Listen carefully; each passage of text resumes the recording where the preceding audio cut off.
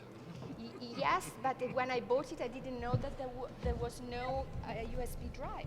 Yeah, it has no USB drive, and it's it's quite a silly thing. The only because they are, forward-looking, and said in the future everybody will just exchange files through but Wi-Fi only with systems. touching, It's So I mean, it's it not is going to too be much. It is too much forward-looking, and when I bought it, then I realized that I couldn't, and it's a big drawback for me. Oh, I have some.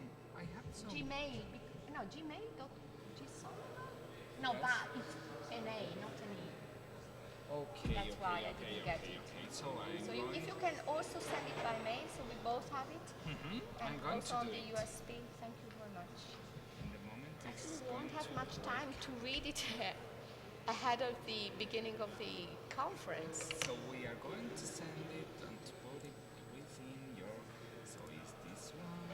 Or can you send me all the Yeah, I think presentations? it's this one, and then this one, and then I know it's Helm. Helm, I already have it. I need the first one. She's not, or he has not arrived yet. The first presentation. I need the Teixeira also. Okay, so mine is here. Teixeira, and then it's like, perhaps this is the last one. Yeah. So we are going to this. Very kind. It's okay if I put it here or create some kind of folder. No, it's okay. It takes some time to send it. Okay. And maybe if you can also put it on Session presentation. pen drive. Yes, I'm going to.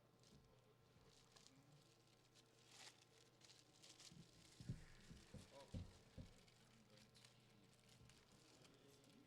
If I can find here. So they're both here as There, well. Okay. there. Okay, thank you. Thank So you very much. which Very one kind is of an A? The first one is an A. you. No, the first one is an E, and Uh-huh. the last one should be an A.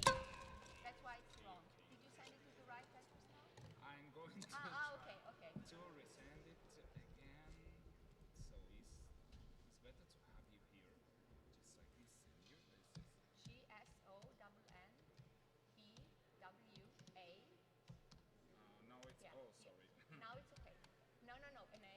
Yeah, because A. I was trying to Okay, find at, the at. at.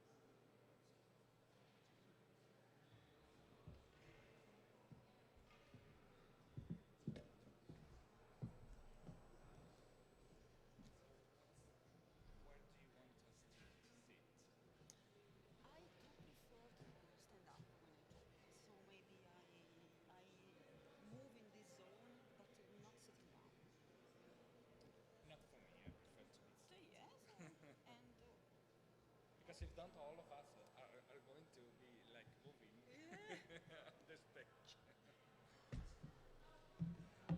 Faccio accendere il microfono. I don't want to be just in the middle, so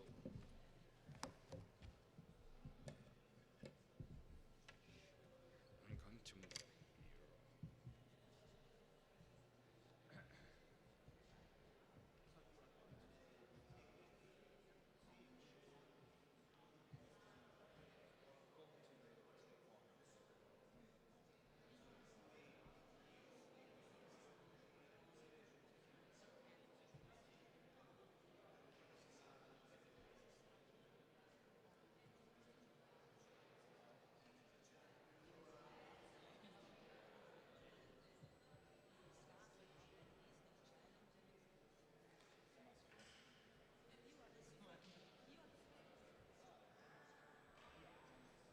No, the teachers in general are superheroes.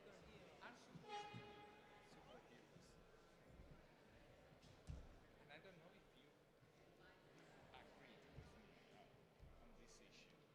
We are supposed to be superheroes for all the people, for the academic authorities, for the students, for everybody thinks that we don't have life, that we need to serve and protect. Skype with students all night long. Yes. It's very difficult to find the balance. So I have my ticket for tomorrow. I think I'm not going to be, because I have to be there like 4:40. No, it's okay. It's perfect.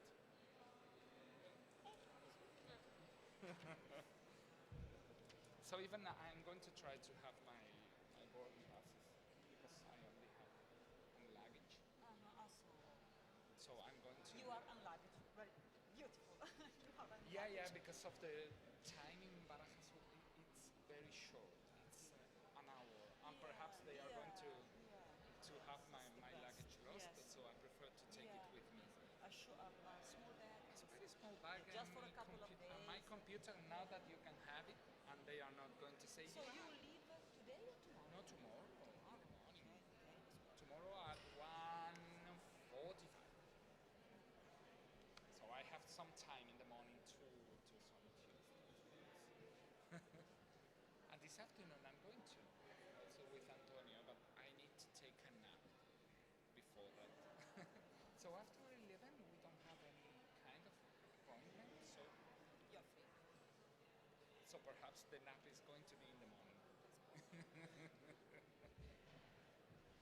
Because I have slept really short. So Oh, I yes. need some rest, relax, and Because after the dinner I arrived at the hotel and I found like 1,000 emails, everybody speaking and saying and asking for things. So just about the sensor, the sentence, teacher as a superhero. Okay, you are in Genoa, but you are not in Genoa. I have a student who has his no PhD, the final degree dissertation. That he has to present it, to apply for it next Friday. And he's so terrible writing. So you're like telling a story. Okay, you are in the 4th course of a degree. So please try to be more rigorous, more, more like a scientist.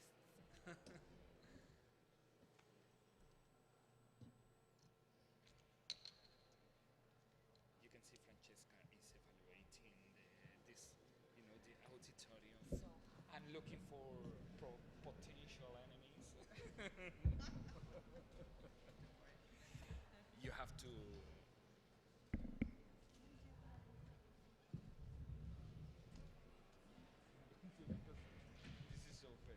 This is open.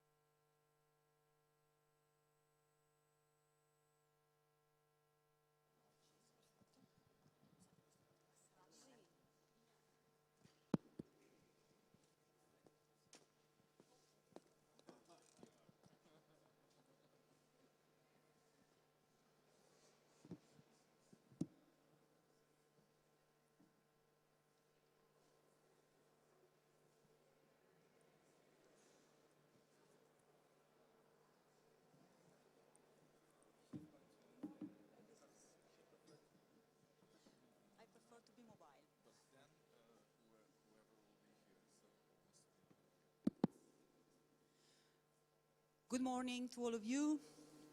Maybe it is the time to start the panel. Thank you very much for your attention. Ladies and gentlemen, you are welcome at the panel of this morning, and welcome to the conference Moodle and em&m Italia in Genova. My name is Elena Caldirola from the University of Pavia, and my role this morning is to moderate the panel together with 4 colleagues coming from all over Europe, and I will introduce you to them. The title of the session is Open Communities and Education Networks. As you remember maybe from yesterday, we talked a lot about open resources, open education, and of course, you know, open resources and open education and generates open communities and as well education networks. This is the reason why this morning we are here to talk about this, about challenges, opportunities, questions, issues, problems, cases, practical examples, and maybe to think about some possible development for institutions and higher education institutions. Let me start from a personal experience that I had last year, in 2014, when I gave a presentation in an international conference about healthcare and education in medicine in Milan. And preparing my presentation, I found a document with this kind of statement. And I was so impressed about this document because this document was published on 2011 and produced on 2010. And I found that this document was really built with a broad conception and a long-term vision. Because this document talks about interdependence is a key element in a system approach because it underscores the ways in which various components interact with each other. And this is very interesting.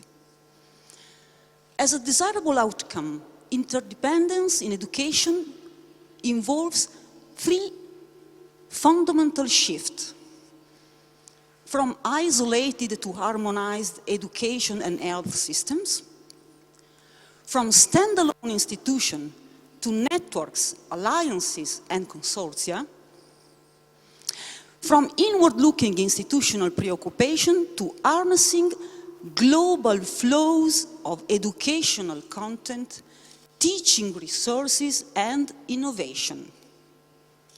And this is the reason, maybe, the document was published under the Lancet. 20 independent experts coming all over the world worked around this, and these were the major findings of the research, of the survey. And it was also very interesting to study about some panels and go further in details. Networking for equity. I think that if not healthcare and education, we need equity for healthcare and education, for all of us, for people around the world. Antonio yesterday, during his presentation, gave some examples and some picture, if you remember, about refugees crisis and immigrants crisis. So this is just a matter of equity. And again, in the Lancet, education of professionals with intercultural sensitivities is important for increasingly diverse patient population. Think this statement applied to general education and not only to healthcare. It's the same. And again, cross-institutional collaboration can link educational centers to policies and practices while offering partner governments, non-governmental organizations, businesses and media organizations complementary academic resources. Interesting. And on the Lancet again, information technology and open education, just to harness this powerful. And finally, the proposed reforms. Adopt competency-based curriculum, promote interprofessional and transprofessional education, exploit the power of IT for learning, harness global resources and adapt locally,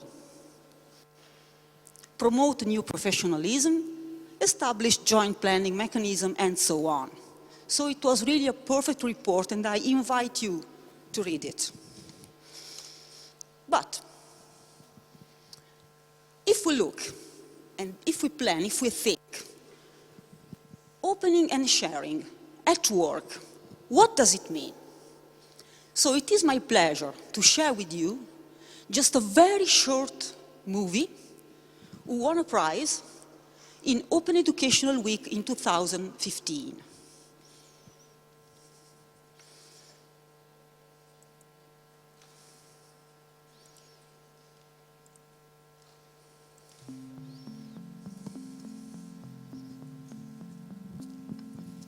A few years ago, a professor taught a climate change course reaching about 100 students per semester. One day he thought, if I could upload this course online, then not only would my 100 students have access to it, but others as well. So he did. And this is what happened. Anna sent the course's content across the country to Alex, who was studying climate change. Alex found it so interesting that he forwarded a copy to his friend Lulu in Africa. Lulu was developing peer-to-peer courses with Philip, so they remixed the content with other resources and created a new course about the impacts of climate change in Africa. Alan, a participant in the course, shared the content with Gabby, who was studying environmental policy in Latin America. Gabby brought the content to her class, and together they translated it into Spanish. After that, Gabby's professor shared it with his other classes. Myra, another student, shared the content with her father, who passed it on to his colleagues. Gabby's professor also forwarded the content to David, a colleague in the UK who was researching climate change. He updated some of the data, adapted it to his study, and published an article in an open journal. Researchers from all over the world were able to read the article. David sent the updated content back to the original professor. By then, his course had reached so many more people than his 100 students. Years later, many schools had begun to follow the example and opened access to their content. Governments began promoting the use of open textbooks, and students began saving money on books. Other innovative universities began to open access to entire courses, making them available to participants from all around the world. These are open educational resources, teaching, learning, and research resources that can be reused, redistributed, remixed, and revised. Open educational resources are accessible to everyone: learners, teachers, researchers, parents, workers, citizens, to you. This is open education, knowledge as a public good. Everyone has the right to be educated, yet only a few have access to school. Open educational resources increase access to, improve quality of, and reduce costs of education. So I think maybe that viewing this short movie, we can have just a practical example about its implication in the reality and the disruption in a certain way that open education can take in formal institutions and generally in the way we study, we learn, and we research. And above all, open education, openness in education is an idea about removing barrier to education, That is mainly open education as a whole, that I mean general processes for learning, teaching, assessment, administrative processes, so open education as a whole system. Open education resources, that is, to produce content, materials in order to be shared, remixed, revised, and reused. Open licenses and copyright, if you remember during the movie, you for sure saw that little document with the CC signature, that is Creative Commons. Open education in policy and practices, open data, and finally, open communities again. We think about the movement of open education as a movement of this year, but it is not so true, because openness along the times is a movement with deep roots. If you can check this timeline, for sure I will leave my slides to the organization, so you will be able to have the internet address to check. You can check this map and this timeline in order to know how long in the time is the movement about openness. And coming to the recent year, another timeline regarding that anyway, the nucleus, the initiatives start anyway from the movement of open educational resources in 2000, more or less. Open education is a movement. Open source software, you for sure remember the personality of Richard Stallman.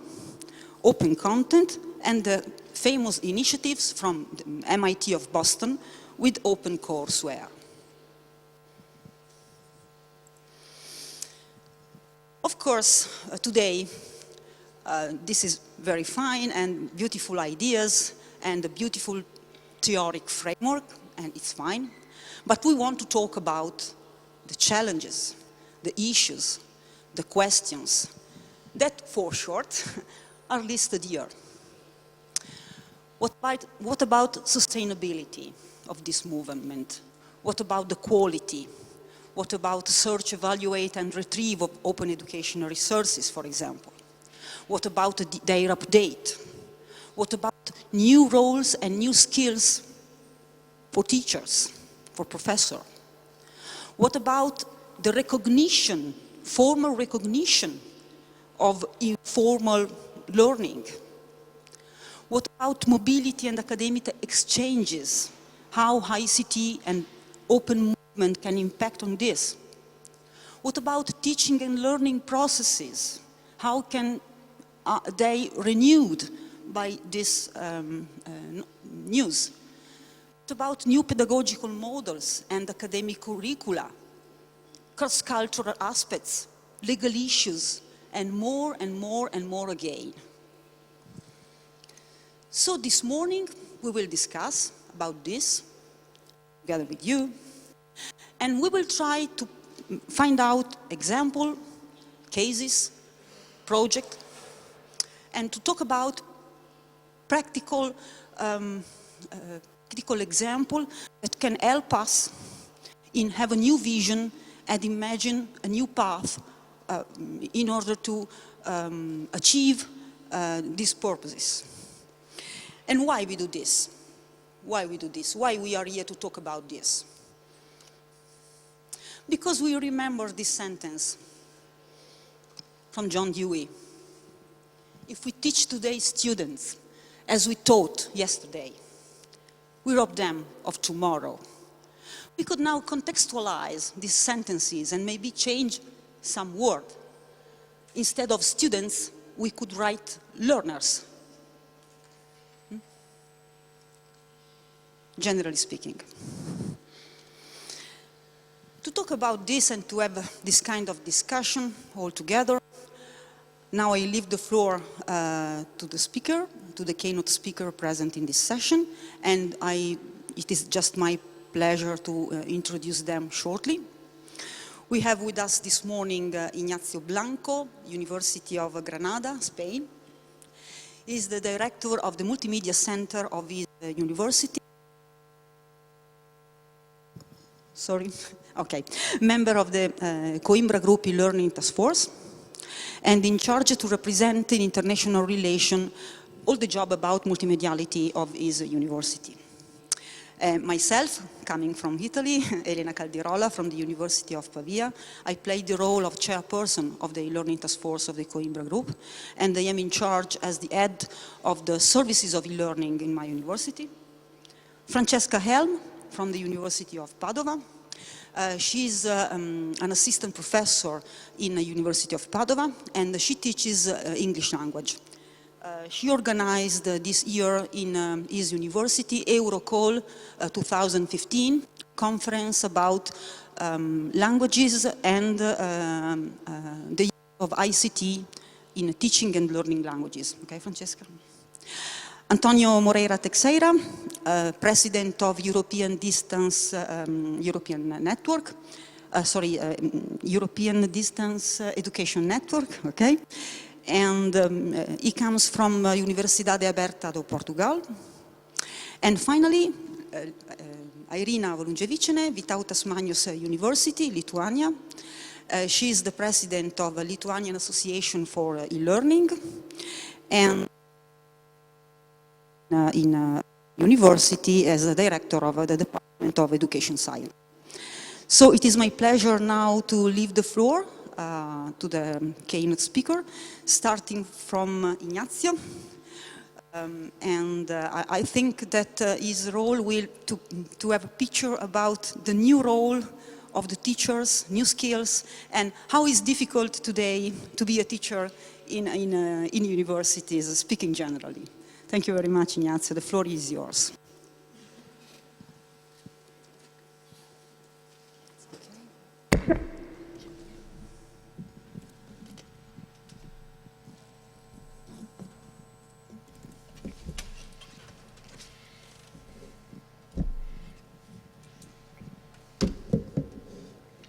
So, good morning.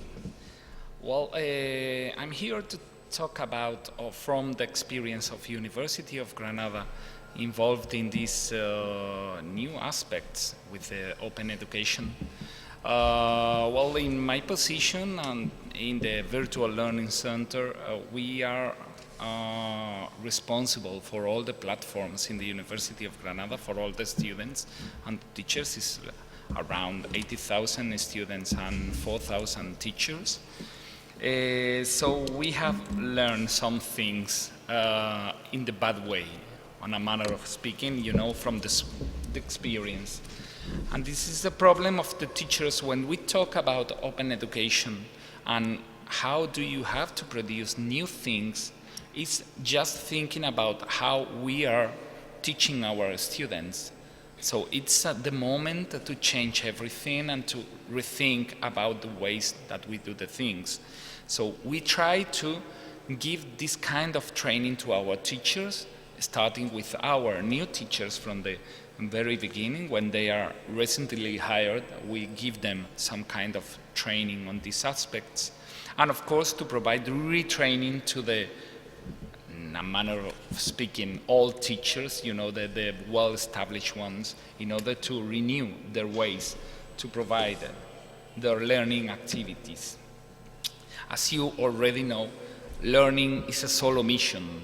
It's something that a student or in general a person has to do or wants to do.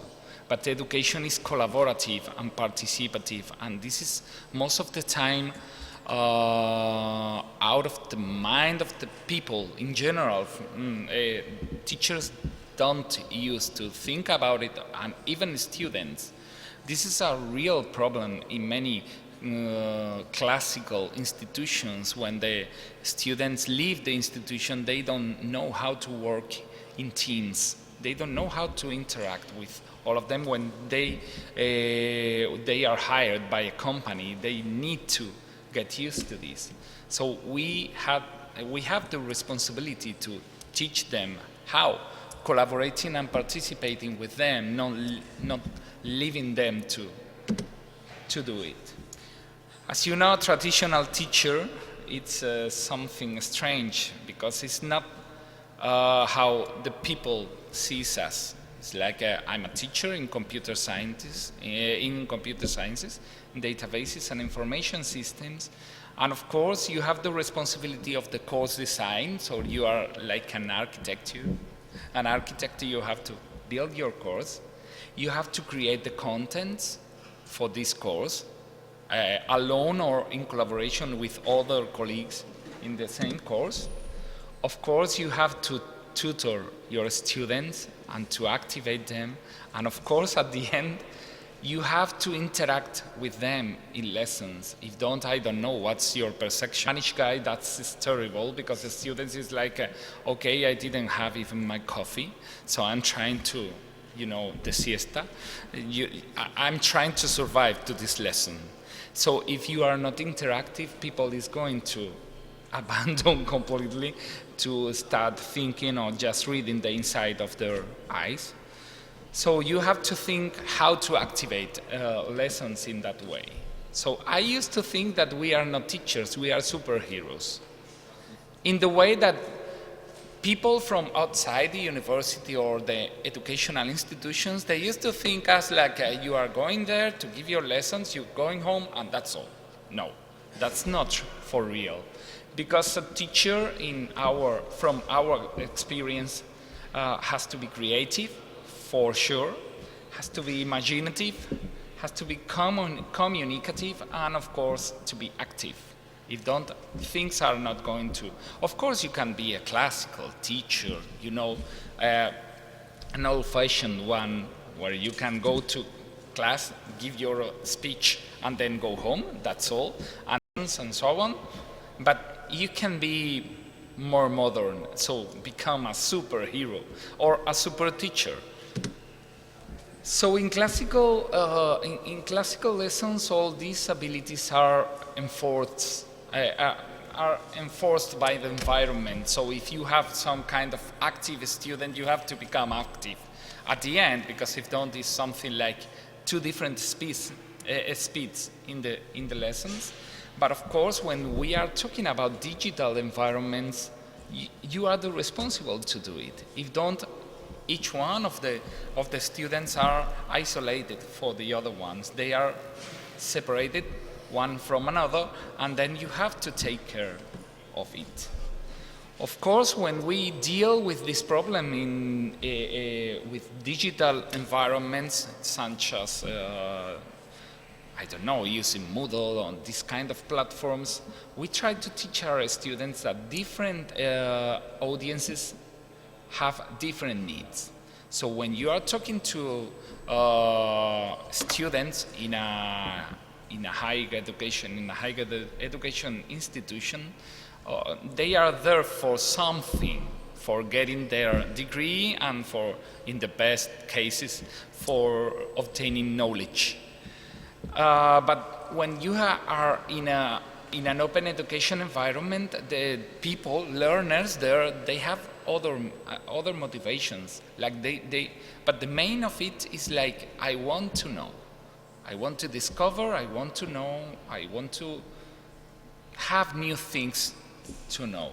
So a teacher has to think something important, because many of the classical institutions moving from or moving into the open education, they think that classical things can work in open education, and that's not real, because in the institution you are producing contents and courses for students who are there for getting a high level knowledge on something and very well structured, while for the open public is radically different.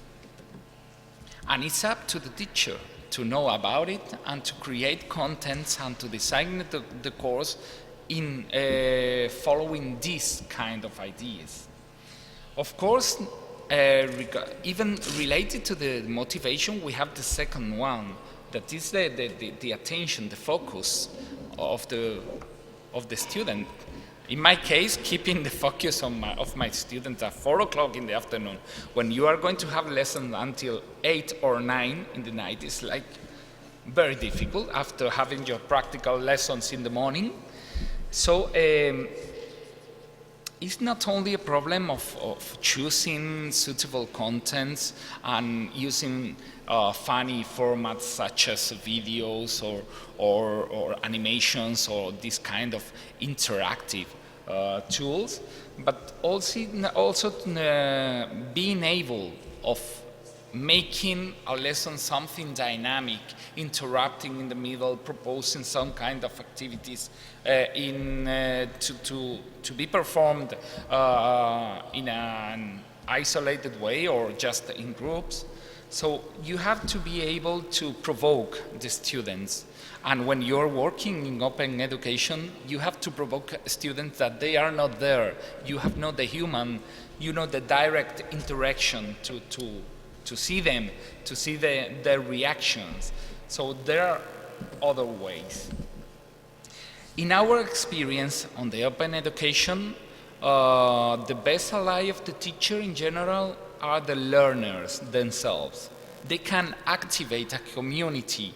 So it's not a course where you have some kind of forum and you publish there some information or make some questions for the people to. You have to let the students or the learners to interact one to another, to propose their own questions or even to solve the questions, to reply some or to give some answers to other learners. The problem is that you have to control it because they are not experts. So the teacher is not out of this process, is involved, but you have to leave them to interact or even to try to solve. Okay, that's what you see in YouTube when you find some kind of content to, I don't know, to configure, to set up your new mobile phone in a way that you don't know how to do it. So we have the problem of the super teacher. You have the superhero, and you have to think of the teacher about the course designer. So you have to build a course on this basis of just experience, to create the content, to tutorize the students, and then to activate the community. In many courses, very big courses like this kind of classical MOOCs, we can talk about them. You have thousands of students, so if you are going to act as a tutor, you need many people to do that. So these different roles for the teacher can be assigned to different people. So if different people is going to act in different roles, you need a person who liderates all of them. So this is a new skill for the teacher, is the leadership, not only for the course team, but for the course participants and the interaction between the course team and the course participants. So it's something that you have to think about in our experience, yes?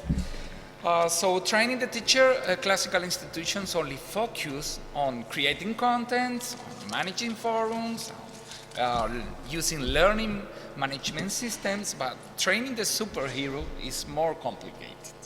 Because most of the people used to think that it's something that you have or something that you haven't. If I'm not creative, I'm not creative. But it's something that you can learn how to do, or just to know about good practices, good experiences, and then reapply them. So it's reusing not only the contents, but also the knowledge. This experience, in our case, we can see that it's like a MOOC platform. We decided not to move into big platforms, Coursera or edX, because we decided to move into the MOOCs, into the open education as a sort of experiment. So we are more intended to the social learning. So we created our own platform to hold 3 different courses. The first one was ubiquitous learning. The second one was Creative Commons licensing, that is being used for the teachers to license their own contents in the internet, in the open education. And then digital identities. It's provided to students, teachers, everybody who wants to participate. First, we took some kind of social network tool and we improved it with LMS possibilities. But we decided to do just the opposite, so taking a Moodle and then giving it some social networks possibilities. And this is our final experience, participated by 12,000 people from all the world. And this is a course about, if you have visited Granada, Alhambra is a monument there. It's a very big one, very famous. So we were involved, the government, the university, in the production of this course that was provided in Spanish and also in English with the subtitles, but we have to review this course for the next edition. So we are talking from the experience. And if you have any kind of question in the future, you have my contact, so you can reach me and ask wherever you want, and check our experience there. So think about training superheroes, not training teachers. You have to provide many new skills for many new roles for the teacher, not only focus on the students or the learners. Thank you. Thank you very much, Ignacio. Just from my side, a very short consideration.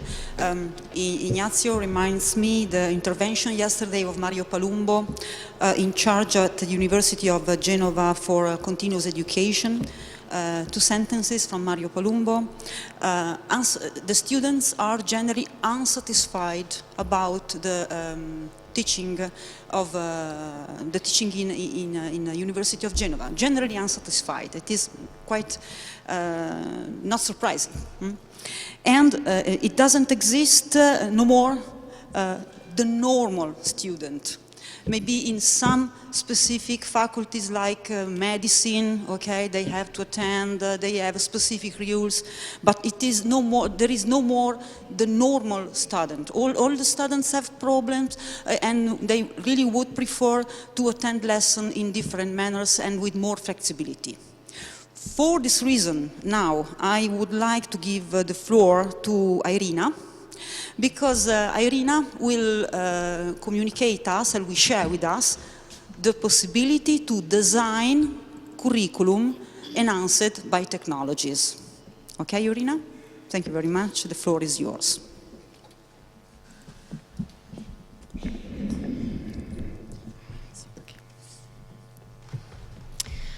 Hello, everyone.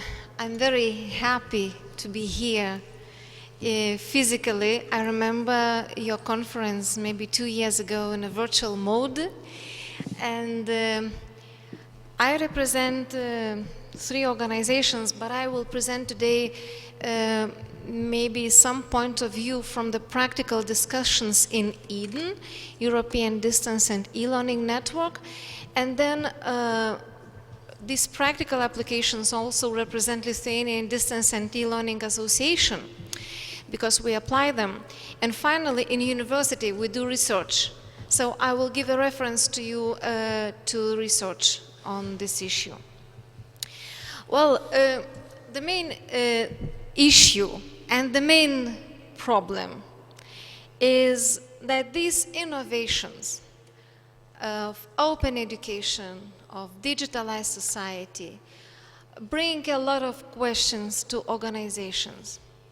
And when we meet open educational resources, needs, MOOCs to design new innovative forms of teaching and learning, when we meet virtual mobility, we think, what is the impact and how we need to introduce it, and whether we need to introduce it or not.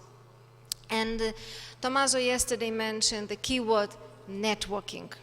So without meeting, discussing and exchanging, nothing happens, because we might slip and then it's difficult to get up. So in Eden, as I told you, we have different events, and also it's international networking events. So I give here some statements from Oxford workshop last year, where different experts agreed that online forms are now mainstream, we cannot neglect them, We see that it is happening. Society is networked. We cannot control it. Target groups become diverse because adults learn at universities, at continuing education departments. We as teachers, and as Nacho said, we need to be superheroes to work with the students from the school, with the adults for the qualification upgrade. And you know, we discussed different types of innovations, and we noticed that the concept of technology-enhanced learning developed a lot.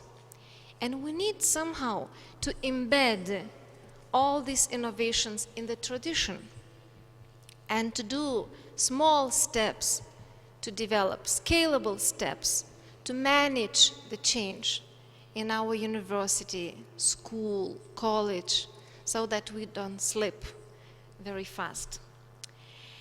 So the new concept of technology-enhanced learning implies the value of judgment of improved learning services for students and new innovative scenarios in learning and teaching. If we treat MOOC, what is it? It is a course online. So it is a part of a curriculum, isn't it? If we search for open educational resources, we search for them for our class. Is it a physical? Is it an online? Is it somewhere in the network? We use it in the curriculum. MOOCs did not invent online learning. It is not a new university. It is something that we should recognize and either apply in one way, another way, or find our own way how to do it. So we just analyzed best practices, impacts, outcomes, and decide. There is no single solution. And we suggested here for this panel to offer 5 statements.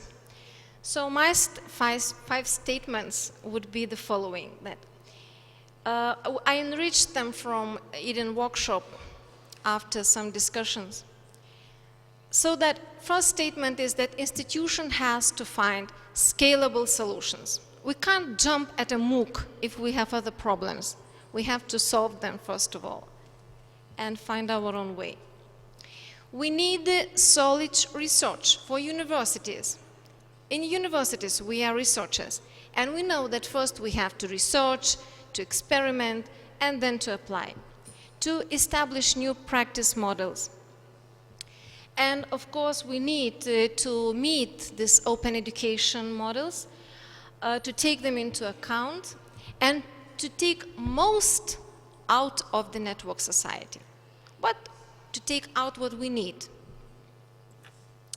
The third statement is that, yes, organizations need to open up, because if they close, they are isolated, and I'm always accurate about the word they die, or they continue, but you know in what manner, so nobody probably has any doubts that they need to open up.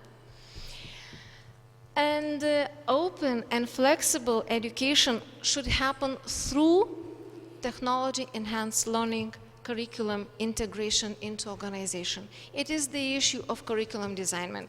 It's my point of view. I share it with my colleagues. Maybe it's a new idea, maybe it's an old idea.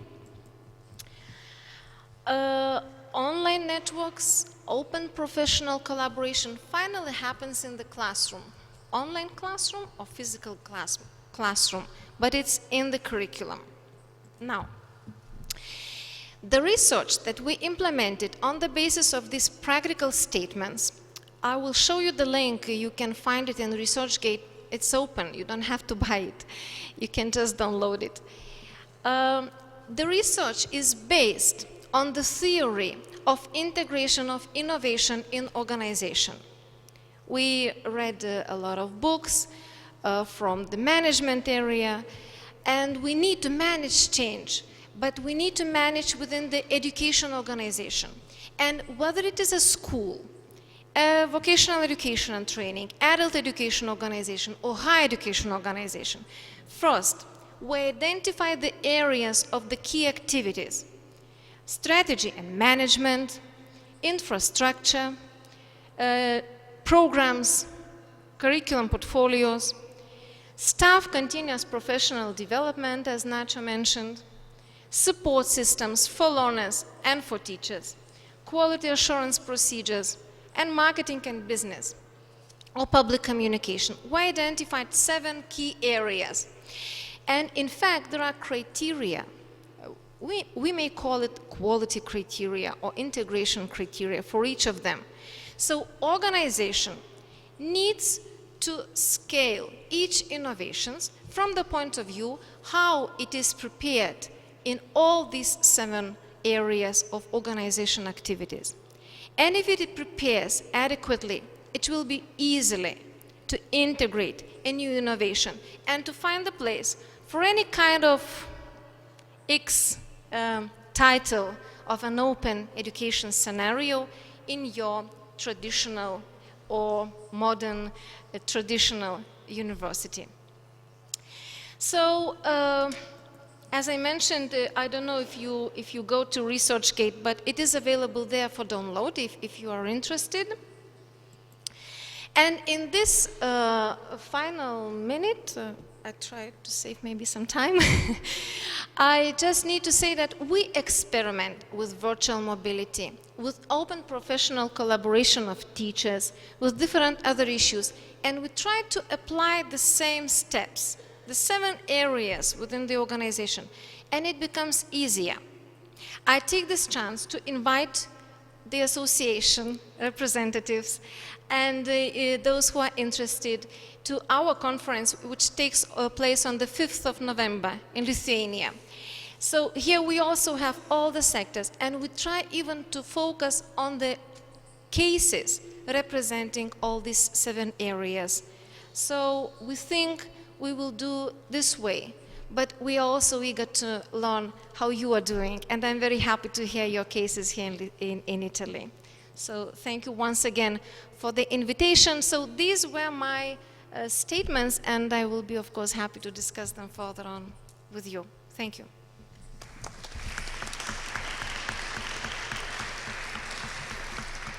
Thank you very much, Airina, for your presentation. I found here some interesting points. First of all, I really appreciate your general schema in order to look at the institution as a whole, in which you have different steps and different skills and different roles to cover, and in which you have to think about scalability in each of them in order to achieve the idea to improve education. That's perfect, really fine, because it is not only student, it is not only teacher, but it's something about the organization of a formal institution. And starting from your point, I would like to invite Antonio to talk, because Antonio will be able to present us some points and some challenge, because from one part we would like to be open institution, open education, to open up from one side. From the other side we have formal institution.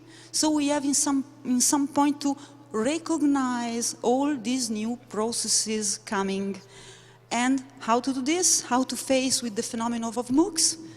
Maybe Antonio will be able to have some conversation in these points. So Antonio, the floor is yours. Thank you, Elena. Buongiorno. Hello again. For the panel discussion this morning, the topic that I would suggest at the start of the discussion, well, this is the title, Opening Up Education to the Networks. There's a R missing, I just saw it now. From the I to the we and it. And this is a first... okay. Excuse me for that. So this is a first slide. I don't know if you can see it from the back. Maybe it's difficult to read it. Anyway, this slide was actually produced by a PhD student for an Eden conference. And so the slide has two meanings, why I included this slide. The first one is the production of the slide itself. So I'm using here, or reusing here, something that was produced in an entirely different context for a different purpose. So this slide was produced by a PhD student from the Open University of Catalonia, UOC. And this was part of a work group that we've organized within the Eden Conference of 2012, so 2012, that was held in Porto. And the idea was to have a discussion group with PhD students from different countries on what would be the future of education, and in particular, what would be the future of technology-enhanced learning for the coming 10 years, from 2012 to 2022. And this slide represents the proposal that was produced by Francesca, this PhD student from the Catalonian Open University. And so this is the first idea is that we should, this is one of the principles of open education, reuse what has been already done. So what I'm doing by reusing this, and I have used it in other conferences as well, is that I'm revalidating this content, because the content was produced by, of course, a trustworthy source, but I had to revalidate it in order to reuse it in a new context, which is, well, in this case, of the discussion today. Of course, I can do it because, as you can, well, maybe the ones in the first rows can see, there is a sie-l license on the bottom of the slide. So the author is already authorizing me to do this remixing and reuse. So I can do it because he has allowed me and every one of you to do this exactly with, so to make a new usage of his own production, of his own product. Now, looking at the slide itself, of the content of the slide, as you can see, it tried to trace an evolution of the different movements, the different trends in technology and learning, and the idea here that connects a little bit what I've tried to convey yesterday as well in my keynote, is a shift in the culture of learning as well. So from a very individually based learning culture, in which the connection, the interaction is very much based on the individuals matching each other, to a collaborative culture in which, apart from the individuals, there is also the community element, which is a new dimension that has to be taken into consideration. And the evolution goes on an ever more hybrid culture, with also the integration of intelligent agencies and so computer automatic processes in the learning process itself.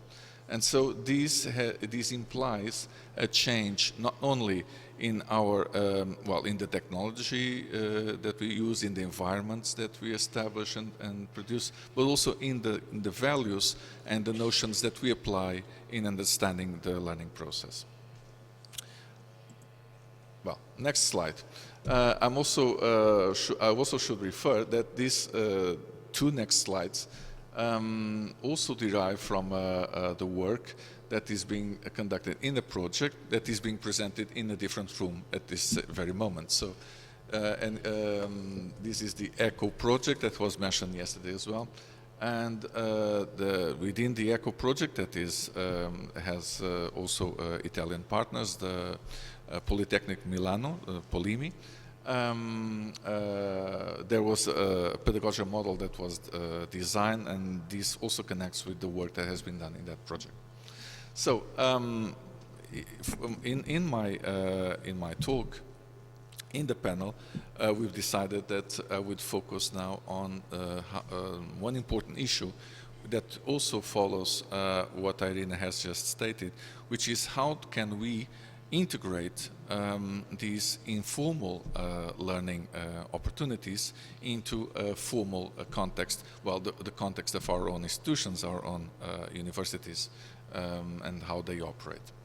And one of the major or key factors is assessment and evaluation, and that's where I'm going to lead with this presentation.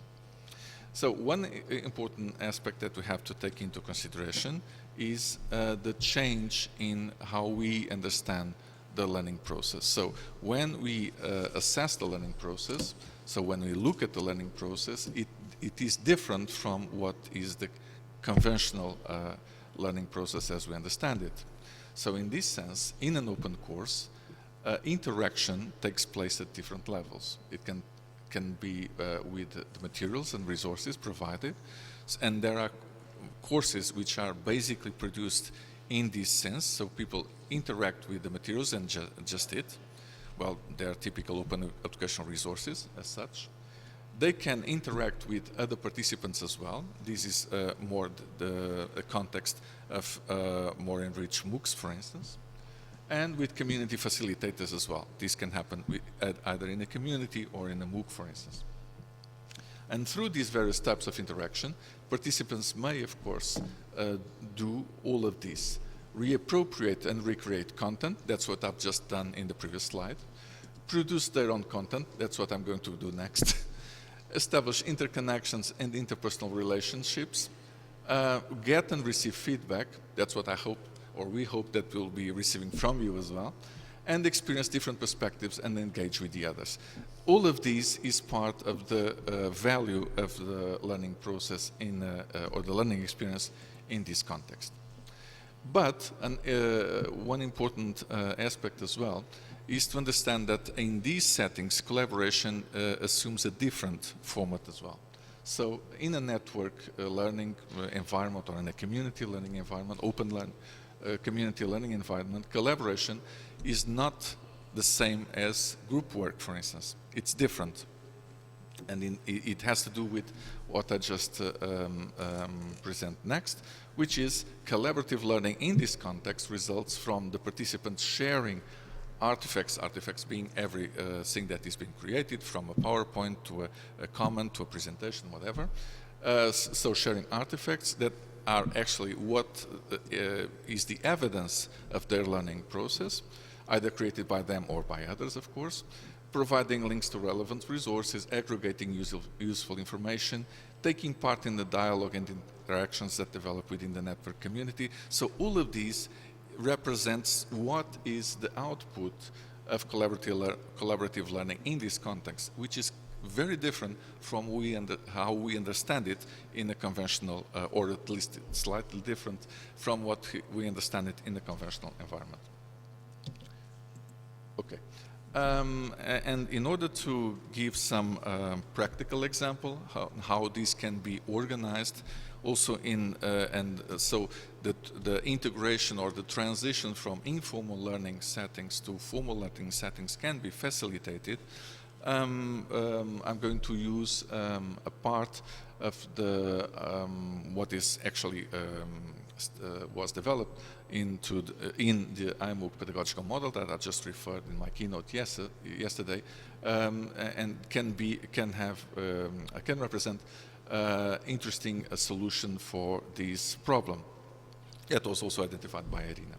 So in this em&m model, for instance, which is, of course, a model that was the first model that was specifically designed for massive open courses. Courses, of course, are open to all, and are open to all, meaning that anyone can enter and leave at any moment. So when we are assessing someone's learning process, we are assessing experiences that by definition cannot be compared with each other. They can have different durations, have different meanings, they have different purposes. Of course, registration is required only to publish on the institutional spaces, which means that these content, and the courses themselves can be seen from the outside, so everyone can actually follow a course without being registered, which does representing that what we are assessing is people who are participating in that experience and who also producing some interaction within that space, but others can also have a similar experience even if they're not assessed. So learning is based on activities. This is not a big difference. And of course, the evidence of this is the artifacts that are produced, the demonstration of the learner's knowledge and competencies. Of course, participants are expected to take an active role, as in other community, and be responsible for their own learning, which is typical also of open education in a broader sense.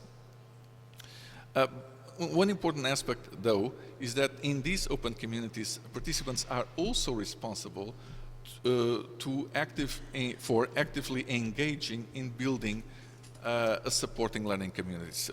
So they should not depend on just the support system, but they are also responsible for creating the support system of the community, that community itself. So not institutional system in that sense. And of course, learning support rests in the learning community, as I just said, through all of these formats. So how can we assess and certify in this context? One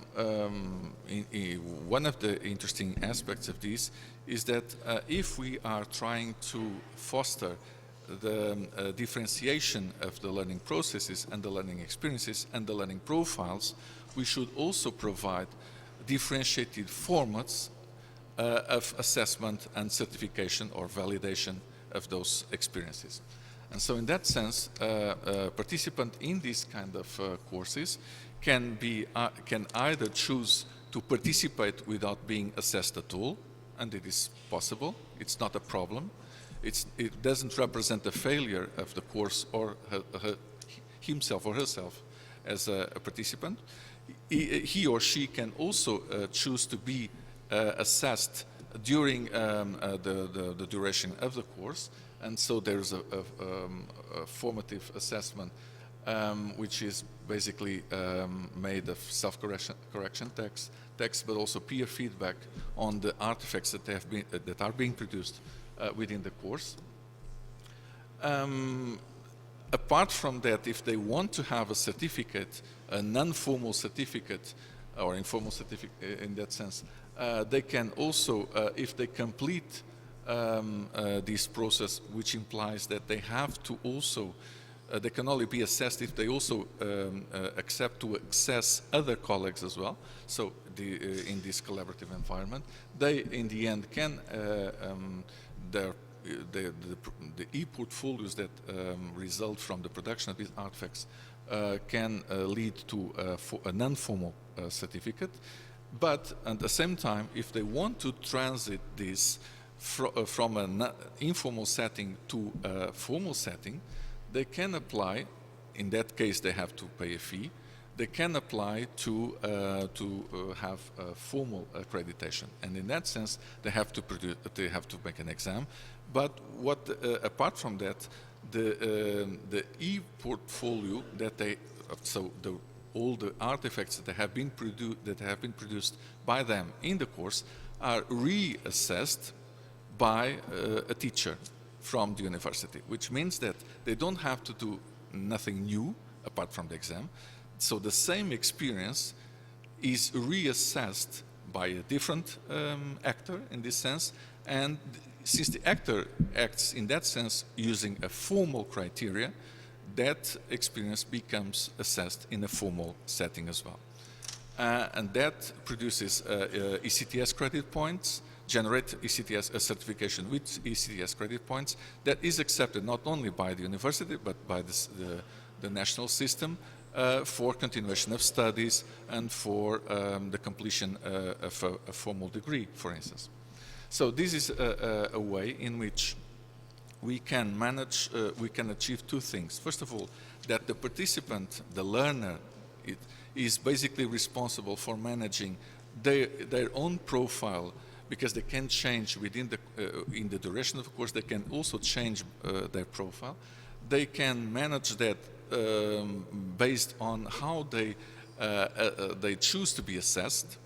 And on the other hand, the institution can only manage the transition from informal settings to formal settings without jeopardizing their formal academic criteria by allowing the learners to, by using this option, to transform their learning experiences, informal learning experiences, into formal learning experiences that can be carried on.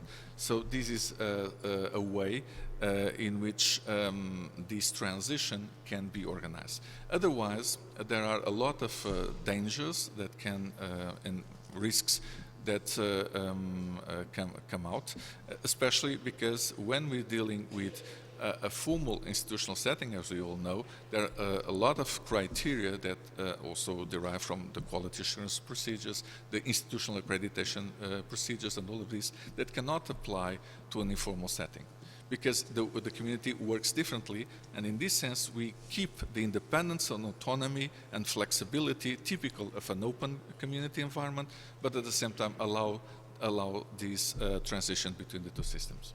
Well, and that's it. Thank you. That's it.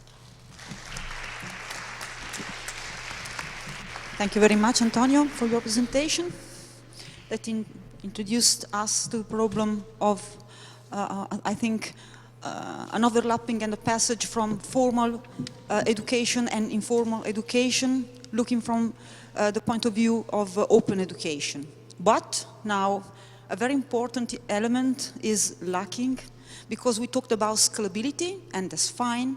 We talked about open education, and it's fine. We talked about open communities, and it's fine. But now is the time to talk about cross-cultural aspect.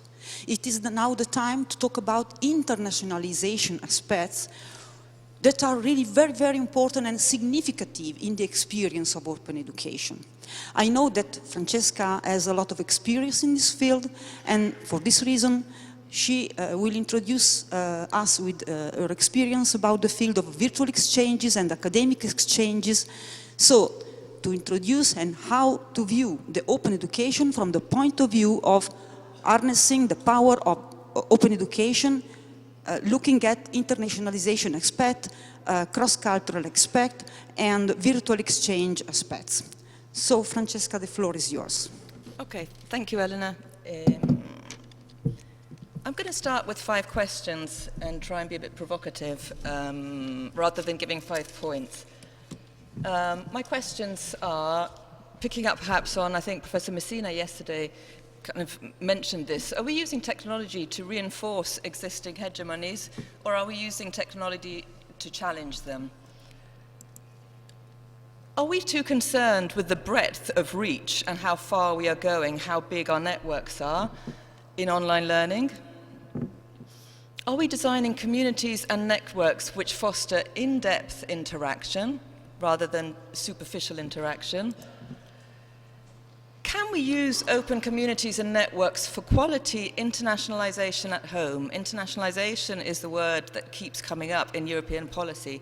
Internationalization at home has some links with technology. How can we bring the two together? And how can we use technology to foster transnational understanding and collaboration? So linking also to what Nacho and Antonio have been saying. So the idea of democratizing education or reinforcing inequalities, there are lots of issues which have been mentioned yesterday too. The idea of provision, who is providing the education? Is it the same top universities who are providing the education? What kind of models are they providing? What is the language of online learning? It's always English, English and more English. Iversity has one course in Italian, one course in Russian, maybe 10, 20 in German, but the rest are in English. I was happy to hear about the other one with other languages coming in, but it always seems to be English, English and more English, she says. I'm also an Italian speaker, so. The retention rate I won't talk about, but yes, people are signing up for courses and then dropping out, or not dropping out, but that's another issue. And then the issue of accessibility, which I think is really important, not just in terms of who has internet access, so not access to internet, but also access to this kind of education. And, okay, taking MOOCs as an example, but also other forms of online education, I mean, the majority of people who are accessing MOOCs are people who already have a degree or a higher level degree.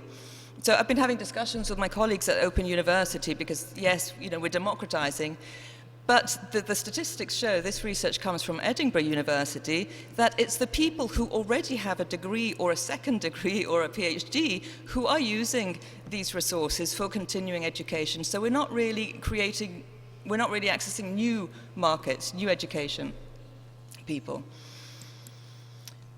Numbers, okay, so Coursera, everybody knows the main MOOC providers. So they're always showing us their numbers. So 14 million learners, 1,300 courses, and only 122 partners. eTwinning, a different kind of open community, which is a European community for teachers who are supposed to interact and create collaborative projects. But again, we have numbers and numbers. So we have 318,000 teachers, 42,000 projects, 142,000 schools. We're interested in numbers, but are we looking at the depth of interaction? What happened to the social-cultural theories of learning, the idea of creating knowledge and sharing knowledge through interaction? How much interaction is actually taking place in these online communities? Recently, there was the impact report on eTwinning was published, and they're saying, yes, there is interaction, there's quite a lot of interaction, but most of the interaction is phatic, social, hi, how are you, great to see you, and sharing links, exchanging links, but not really talking about teaching, not really creating and designing new projects, not much engagement in deeper dialogue about teaching.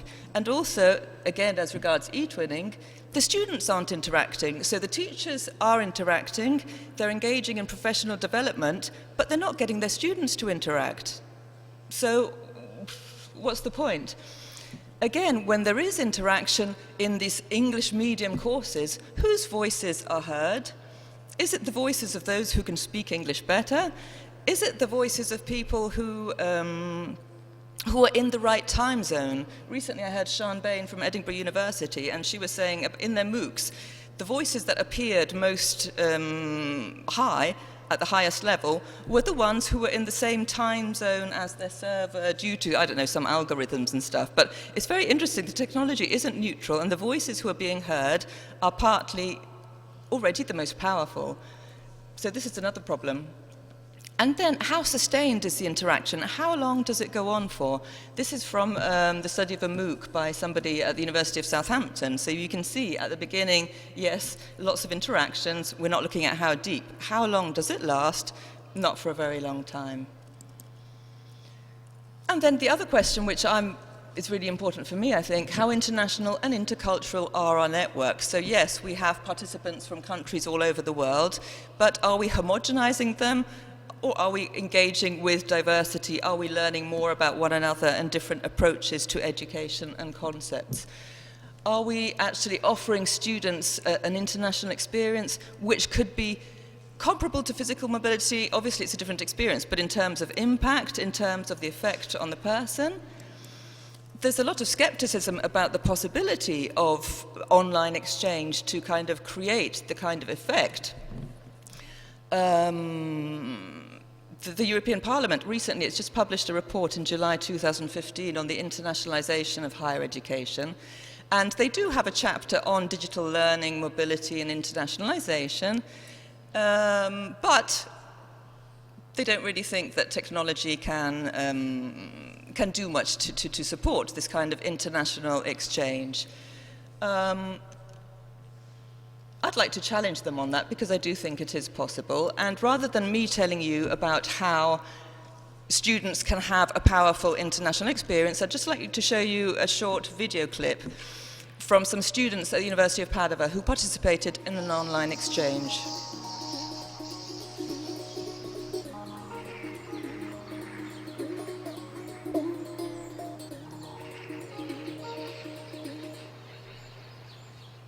Hello, my name is Marta. I'm from the University of Can you Padova. hear? Hi, my name is Airina. I come from the University of Padova, near Venice. My name is Anne. I'm not an Italian student. I'm an Erasmus student. I come from Romania. Today, I would like to talk to you about the Studia Connect program, which is a wonderful experience of virtual mobility that I would actually suggest to anyone.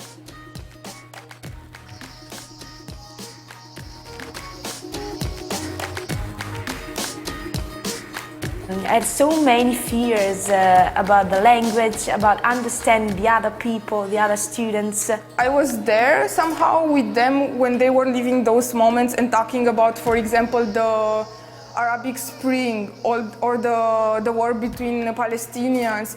It was very, very emotional. And you understand to try to put yourself in other shoes. And I really understood that my point of view as a Christian, Western and female student was not the only one. Solia make you feel the fact that you are very narrow-minded. You're not as open as you think, and you don't have a lot of cultural awareness of what is happening outside the European territory. Without moving from your home, you can actually enter a new world and explore different cultures, different attitudes, different ways of living, and get to know another culture is actually something that enriches you and widens your world.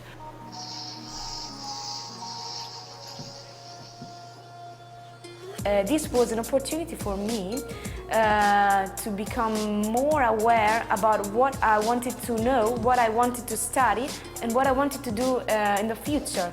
What I remember from this program and what I really liked, it was the people that I've met. To see all these people from Jordan or from Palestine or from the US. Okay, and it goes on. It's available online, but you can see the impact that it's had on these students. One of the students was actually an Erasmus student in Padova, so she was already open to this kind of experience, but she found it a powerful experience on the same level as her Erasmus experience, perhaps even more engaging with difference. Arianna, the other student, after that, she'd never been abroad. She then went to Egypt and spent some time. So virtual exchange can also support physical exchange, is one of the arguments that we would make in support of virtual exchange.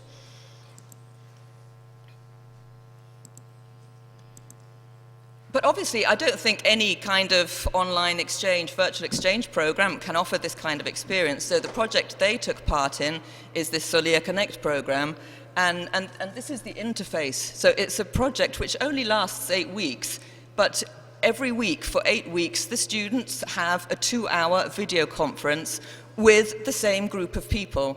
So we're not talking massive numbers, we're talking small numbers of students, small groups, with a facilitator supporting the interaction. So it's a different model from the massive model, but it's a scalable model because now I think there are 50 dialogue groups like this and about 500 students from universities across the world taking part. This is another project we've been involved in at Padova, organized, set up by the Sharing Perspectives Foundation, again, using the same interface and the same model as the Solia model, but created in collaboration with 10 different European universities and integrating video lectures with 2-hour online dialogue sessions and also collaborative research. So students together engage in a research project, and then at the end of the project, one student from each partner university will go to Brussels to the European Parliament with the group to present the results of the research. So these are just kind of models of what we called virtual exchange. In America, they call it virtual exchange. I come from foreign language teaching, and in foreign language teaching, we call it telecollaboration or online intercultural exchange. And it's a model which, in 2013 now, talking of hegemonies, I don't want to say we should do what the Americans are doing, but it's presented as the next Fulbright program. So now the American government, also Morocco, Algeria, Qatar, they've invested $31 million in virtual exchange programs to offer a kind of intercultural international experience to the 98% or 95% or even 90% of students who don't go abroad on Erasmus exchange. So the European Commission always says, Erasmus, Erasmus, we want to reach 20% by 2020. But what about the 80%? We won't even reach the 20%. What about the 90%? They need an international experience with the kind of transversal learning that it can offer. And virtual exchange is one means of doing it. So on the model of the eTwinning program, we've developed a platform, UniCollaboration, which is for university educators to look for partner classes, to set up projects in collaboration with other universities to internationalize their classrooms and to offer students the ability to interact on different levels. And we have actually put registered users on it, so we're not massive, but this is one project which is going in that direction. And so yes, I mean, the main point that I wanted to make is, can we use online communities and virtual exchange to foster this greater understanding? And going back to what Elena said, also the increasing interdependencies in the world, because, you know, with all the issues we're facing, climate change, migration, we need to work collaboratively across borders. It's not just enough to be working on our own, in our own contexts. So I have some links if you want. The PowerPoints will be made available if you want to look at some of the projects. Thank you. Thank you very much, Francesca, for your presentation.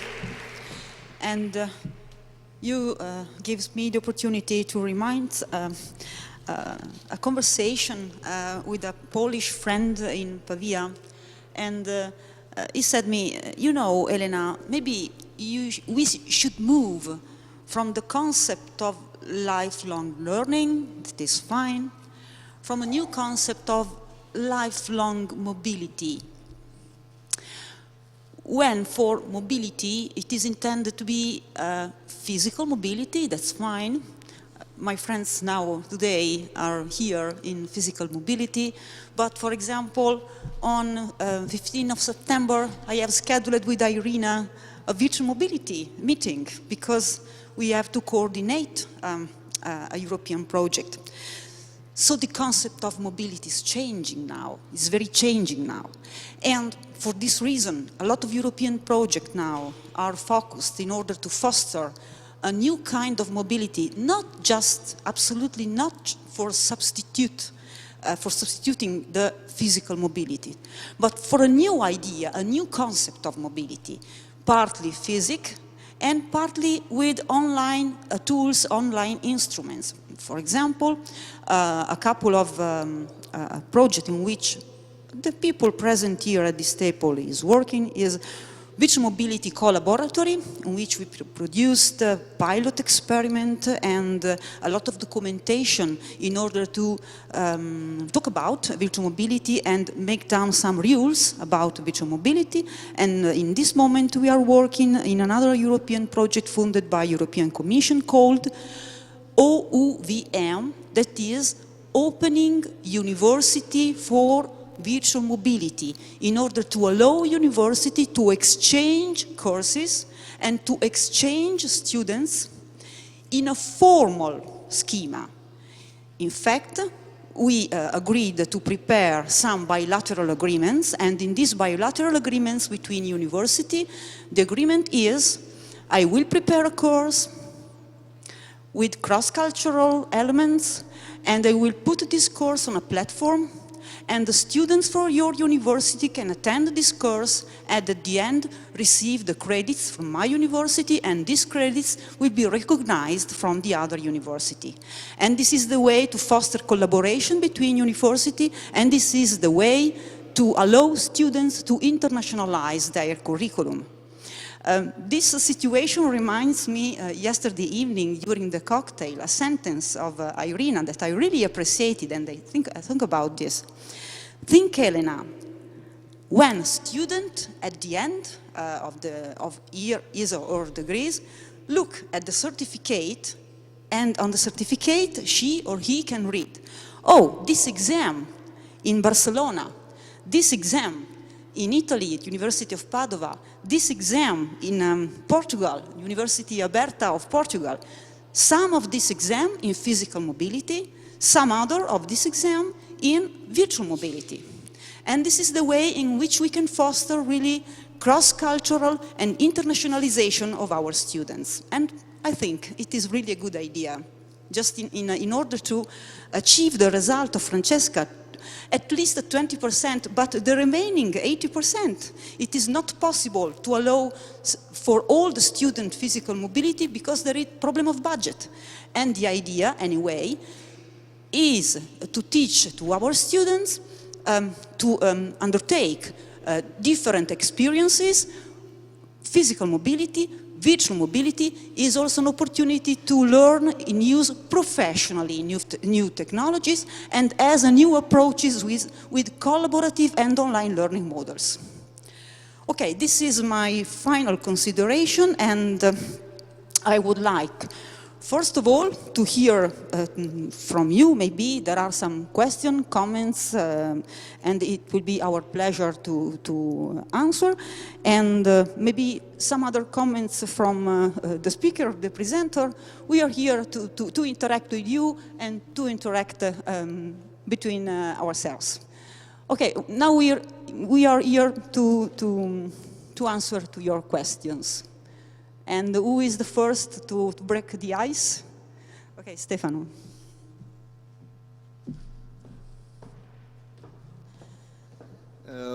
Thank you for all the presentation. It was really a great session. And I have a few questions. The first one is for Ignacio Blanco. And I was very impressed by sentences in your slides telling in electronical environment all the abilities are to be enforced. And I was wondering, and also you were telling that what we do need to teach to our students is also the ability to build up a team, to work in a team. How do you do this electronically? Are you thinking to a kind of blended offer in which there are a session of coaching activities following the e-learning? Can this be done, or there are techniques for e-coaching, like e-teaching? Thank you for the question. It's quite difficult to do that because you have different scenarios. When you are a teacher in a face-to-face learning or the blended learning, you can foster or you can provide this kind of training to the teachers or the students at the same place. But the only way that we have to foster this kind of working way for the learners in the e-learning, the only way is the teacher becoming a student. So it's like changing the role. You have to integrate with the rest of the students and proposing or just making questions or something like that. So we try to train the teachers, to teach the teachers how to do this in different scenarios. When you are working in your classroom, you have to make able to propose them work groups, but integrate yourself in the groups, just like an observer or in some special points of this work group. Of course, it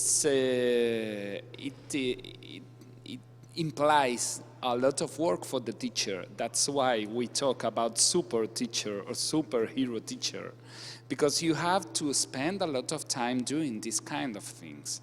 In the blended learning, you can use these face-to-face sessions, some points in making some activities for the teachers when you are training them, or for the students when you are trying to teach them how to work in this way.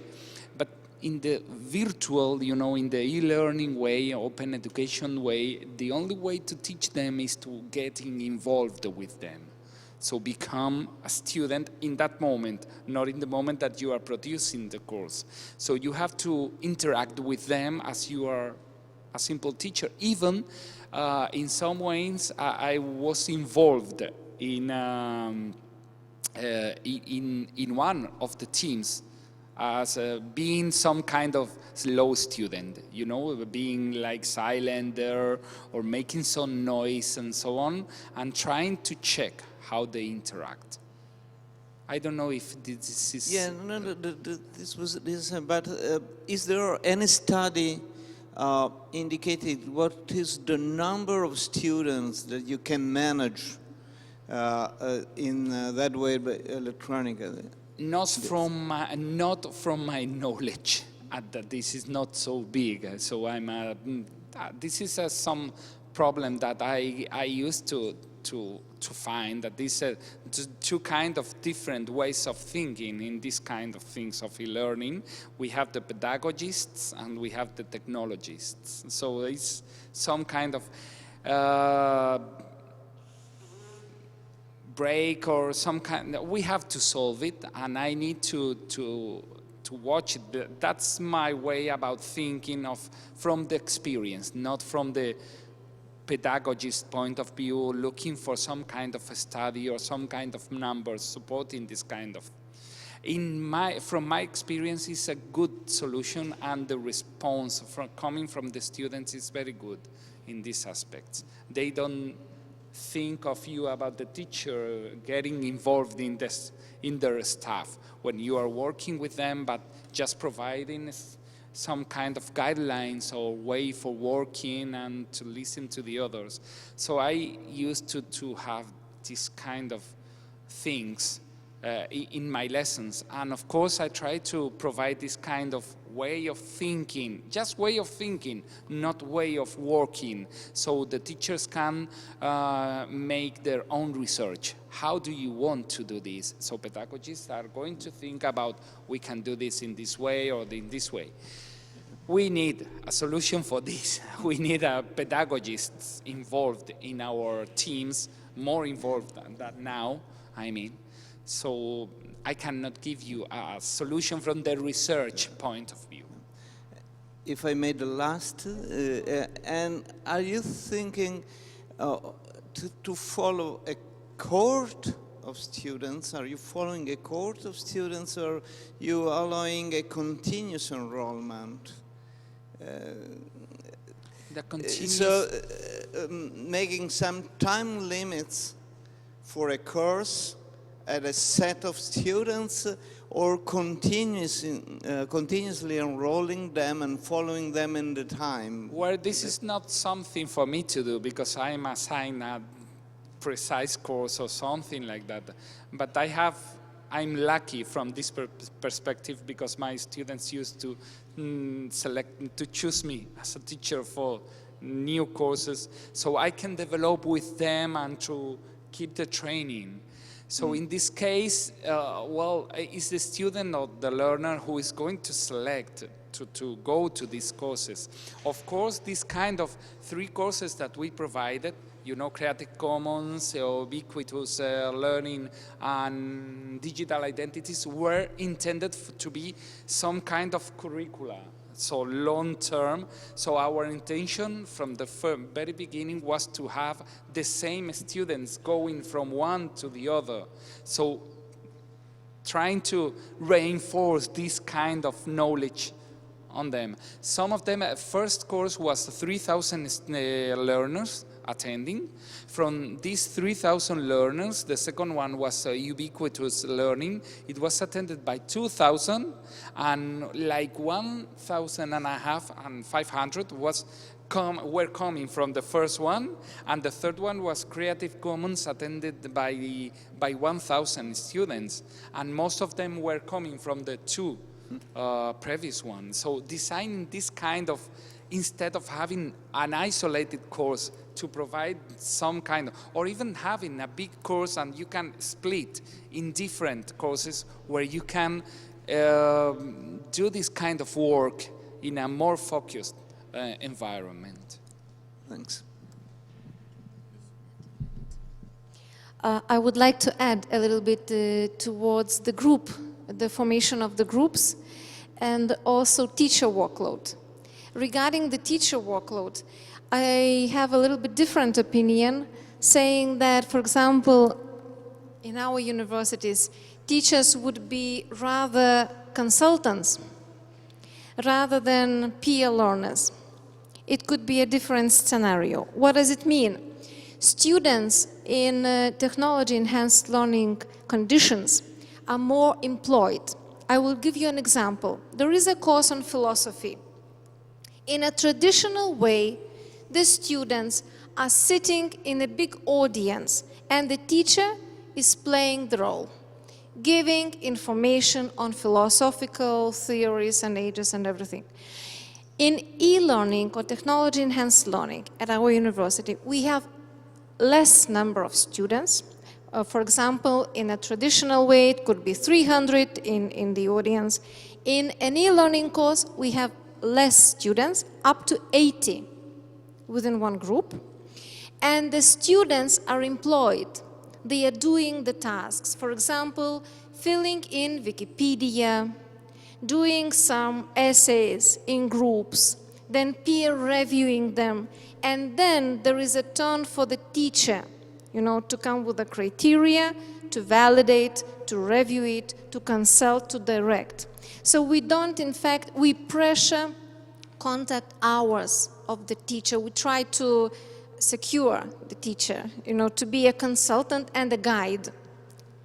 Regarding the groups, we go for the scenarios that students must do presentations. Well, they can avoid, but then they lose the grade, the weight for the grade. So different lectures are devoted for student presentations. Student groups are formed on the basis of educational principles, as Nacho says, and from 5 to 7 people within one group.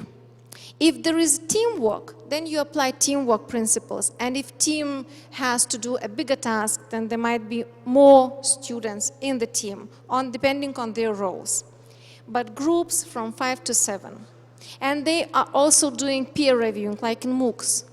They are doing peer evaluation before that. Yeah. I would like to add something which is different. So, I think we should also try to separate different scenarios. When you're talking about typical e-learning setting, so non-open, closed setting, in our case, so a fully online one, the ratio that we use is for a non-very interactive model, which is mostly what is used at the degree level. We used classes of 60 students. So one teacher or one tutor, better said, for each 60 at maximum. We separate the numbers by these different classes. So if we have 1,000, we would or 100, we would be separating them in these classes of 60 each tutor managing a group of 60. The tutor could manage several groups, but this is how we do it in a closer to a conventional way, so a non-open format. If it is too interactive, and we have our pedagogical model at the Open University of Portugal is really interactive. So at the postgraduate level, master or doctorate, for instance, we use cohorts of maximum 20, 25. So which is the maximum that we can have for a very interactive model, very collaborative, interactive model. However, when we are in an open format, so in a MOOC, for instance, our ratios are different. So what we do is for a typical number of 1,000, let's use this number. Imagine that we have 1,000 students, not students, but participants enrolled in an open course. In that sense, we have two facilitators, and which are different from the teachers. The teachers are the authors of the course, and usually they work in teams of 2 or 3 or more, but never just one. And the teachers are responsible for weekly feedback, but they do not interact directly with participants. I'm talking about a MOOC. Who interacts are the facilitators. We are usually postgraduate students or doctoral students that do it in a kind of well, they are paid, but not very much for doing that. So this is in a MOOC format, 2 facilitators for 1,000, let's say, participants, and independently from the teacher team. But this is different from the context of Airina's, which is a more traditional one. In that sense, we use the numbers that I referred first.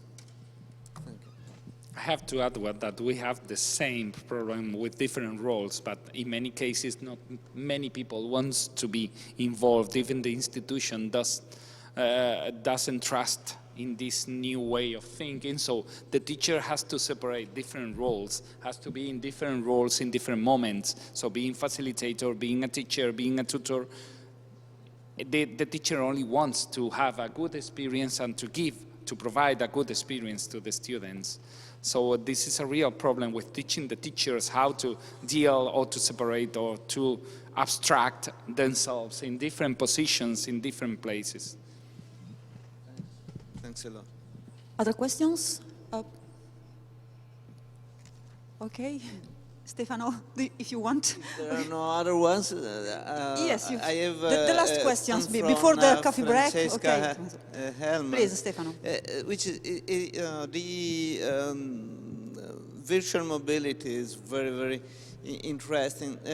And if I understood correctly, you were saying that it can either proceed or follow a period also of physical presence in the other place. You know, what happens in the follow-up when these students will go to the workplace, so after having the degree, they will find in the companies similar structures, and the fact of having had this experience at the university will help them in doing teamwork in international industries. From my experience, I remember with Airina, I participated in a pilot in a VU and Collab project, and together also with Ignazio, if I will remember, yes. And we called students coming from all over Europe in order to participate in a pilot.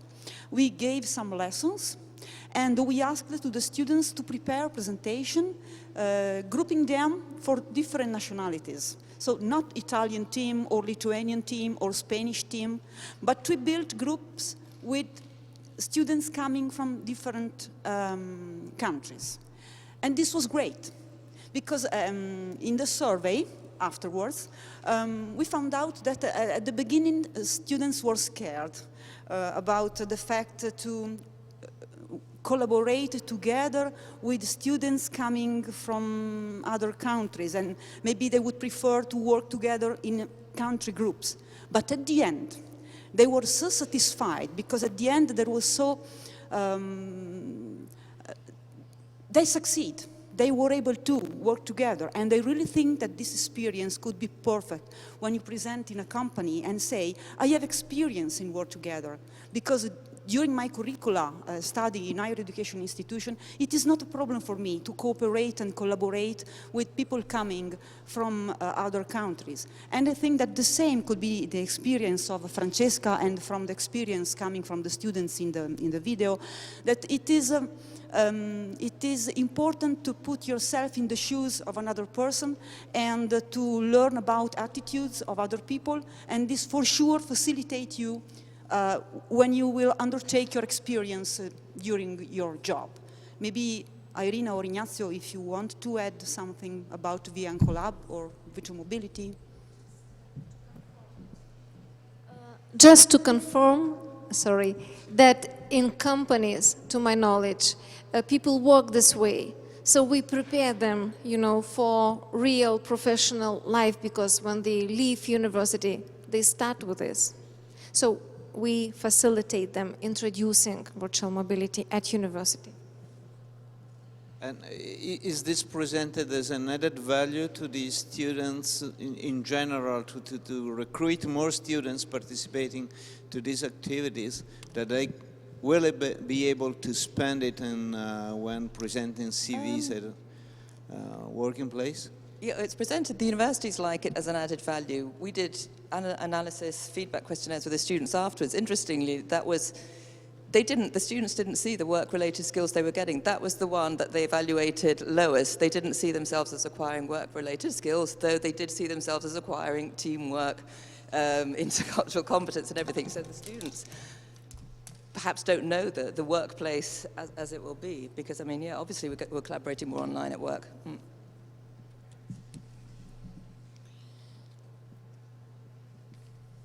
So if no other question, maybe you can have other questions during the coffee break. Okay, one question more. It is the last one. Okay. To Moreira, I'm very impressed by the slides you presented, the blue skies slide, and with the term of systemic learning. That is something that is going somewhat beyond what is discussed today. Can you speculate a little bit more? Will that be a diffused knowledge also, and you think that diffused knowledge can be used to pursue a specific knowledge goal?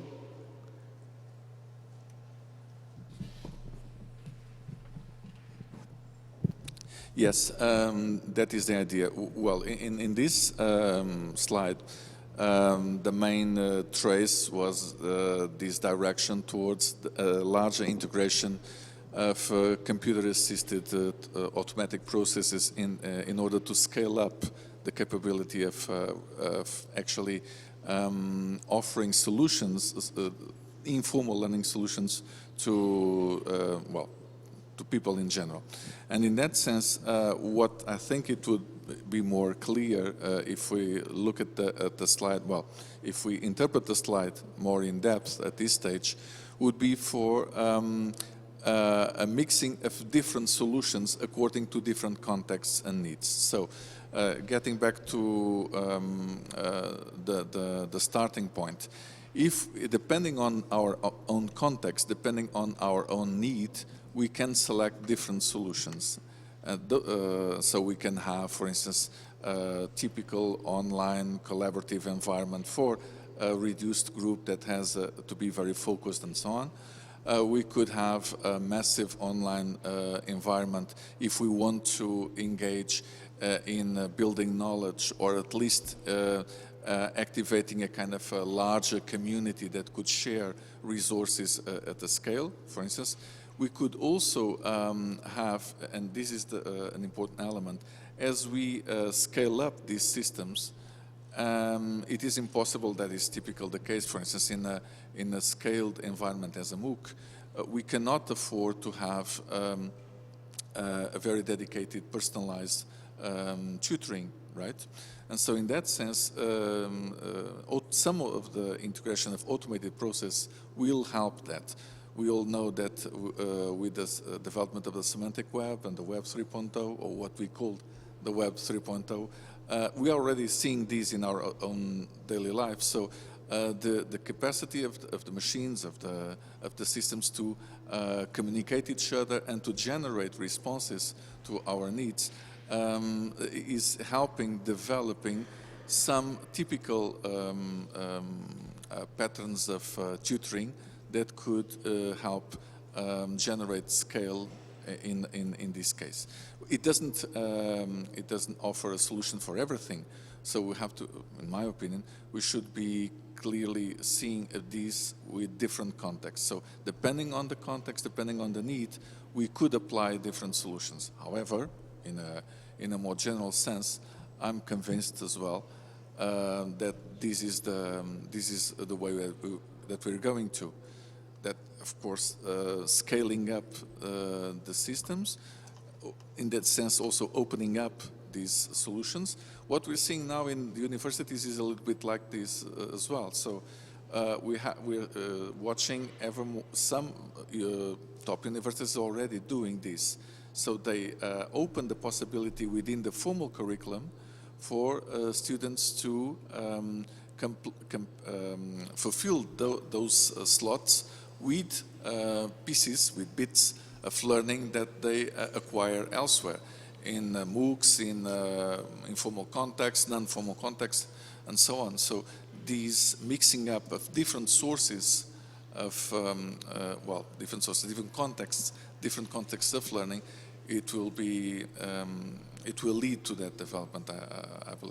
That's what I believe. So anyway, to be quite short, I would support your interpretation, yes.